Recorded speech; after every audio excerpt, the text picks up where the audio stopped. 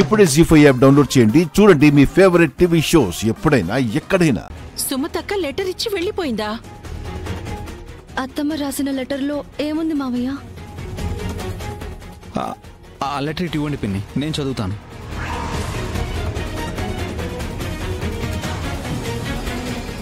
ప్రియాతి ప్రియమైన మీకు, మిమ్మల్ని కలవాలని, మీతో కలిసి జీవించాలని నాకు ఆశగా ఉంటుంది.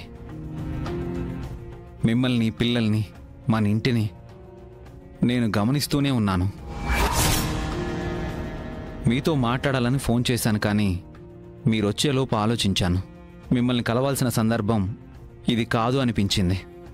అందుకే లెటర్ రాసి వెళ్తున్నాను. కానీ ఏదో ఒకరోజు నేను మీ ముందుకి, పిల్లల ముందుకి రావాల్సిన పరిస్థితి వస్తుంది. ఆ సమయానికి తప్పకుండా వస్తాను. అప్పటి వరకు మన ఇంట్లో జరిగే ప్రతిదీ నేను తెలుసుకుంటూనే ఉంటాను. మిమ్మల్ని, మన పిల్లల్ని కలిసే రోజు కోసం ఎదురు చూస్తూ మీ సుమతి.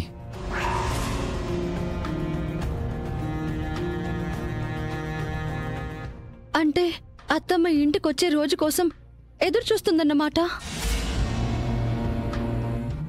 అవును సీత, నాకు తెలిసి అమ్మ త్వరలోనే వస్తుంది. సుమతి వదిన ఈ రోజు వచ్చుంటే బాగుండేది. నా పెళ్లి టైంకైనా వస్తుందో రాదో. అదృష్టం ఉంటే ఆ టైంకి సుమతక్క రావచ్చు రేవతి గారు.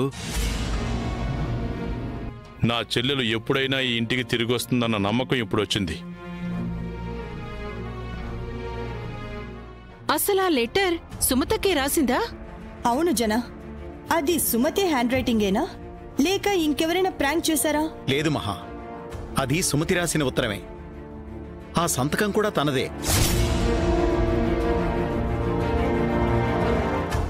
అవును, ఇది వదిన సంతకమే, నాకు బాగా గుర్తుంది. అత్తమ్మ వస్తుందని ఎంతగానో ఆశపడ్డాను.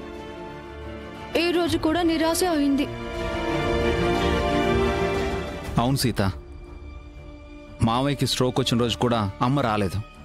ఏదో ఒక రోజు ఆవిడ తప్పకుండా వస్తానని లెటర్లు రాసింది కదా, అలాగే వస్తుంది. ఇక నేను బయలుదేరతాను. ఈవినింగ్ లోపు స్టేషన్లో ఉండాలి. ఒక్క నిమిషం ఆగండి.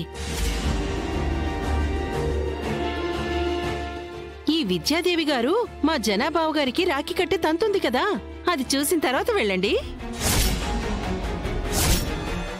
అవును, అదొకటి మిగిలిపోయింది కదా.